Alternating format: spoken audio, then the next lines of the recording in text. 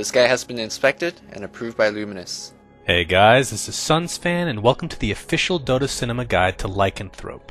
If you aren't familiar with this hero, you may want to watch the introduction we did for him at the corresponding link. Lycanthrope, otherwise known as Lycan, is a strength pushing hero who has the ability to carry as well. You'll typically find him in the jungle, but can certainly hold his own as a side lane solo.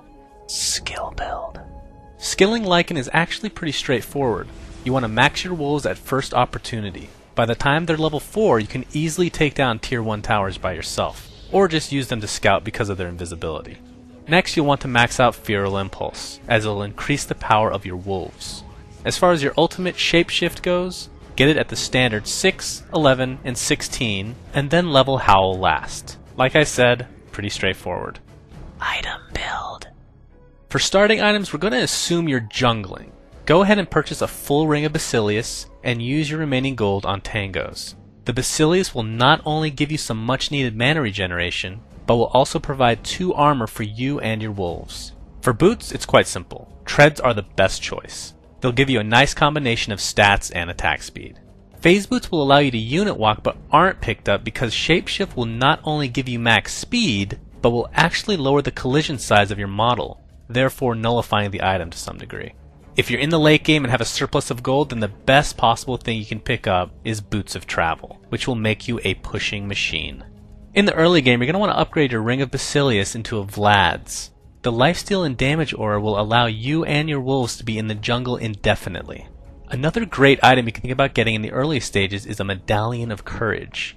This not only provides mana regeneration, but will also allow you to take down an enemy hero or even Roshan quite quickly. For mid-game, a BKB is almost always the correct choice. Although you can't be slowed in your wolf form, stuns will be the bane of your existence. If pushing's on your mind, then getting a Necronomicon is extremely powerful. Because remember, when you activate your ultimate, all minions under your control will be given max speed. Just imagine the possibilities with such a powerful item at your fingertips. For late-game luxury items, pubs like to build Desolator or a Basher.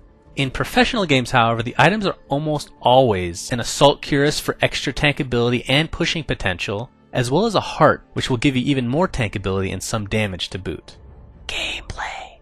In the early stages, you'll be in the jungle, so your goal is to farm your items as fast as humanly possible. A nice little trick is to spawn your wolves relatively soon after you originally spawn, in order to put 1 wolf at each rune spot. You could also use them to scout for a level 1 gank. If the other team is poised to take one of the runes, just deny them with your wolf. But after the rune is gone, be sure to spawn your wolves again while still in the fountain, so you can regain your mana, and you and your wolves can be ready for the neutrals to spawn at the 30-second mark. As a jungler, it's your duty to communicate with the lanes adjacent to you. If they need somebody to pull, then try to oblige. A good time to gank, other than when your teammates are crying for help, is when you hit level 6. You really need to take advantage of having max speed at level 6, because most heroes will only have regular boots at that point, at most. Once you're able to purchase your treads and FlawlezZ, you have the capability to take down Roshan by yourself. If you're afraid of the enemy being privy to this, then just purchase a Smoke of Deceit in order to sneak your way in there. But generally speaking, your real objective in the game is to push the crap out of the enemy team. You're a good carry, sure, but the fact that you can take down towers so easily will add to your snowball potential. By pushing towers on a consistent basis, you're going to give you and your team a very nice gold advantage. So just be sure to keep the pressure on, and don't get into a farming game unless you're positive you can outcarry the enemy. If you happen to be on the other side of the map when a teamfight occurs, then just pop your Howl to help your teammates deal as much damage as possible. In addition to this, just push the other lane.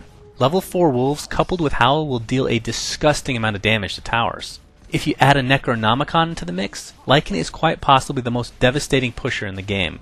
If the opposing team isn't careful, you can take out a couple towers or even a barracks in no time. Just remember, it doesn't matter when you pop Howl, because while it's globally active, your wolves will still receive the buff even if you spawn them afterwards. And if you're kind of turned off on getting a Necro book because you hate microing units, just keep in mind that even if you're lazy and group all your units together, you're still going to deal a hell of a lot of damage. If you have the opportunity to use your wolves to scout before a team fight, then do it. If you can somehow screw up a very important Blink Dagger initiation with your wolves, it could lead to a very lopsided fight in your favor. And lastly, for actual team fights, it's really very simple.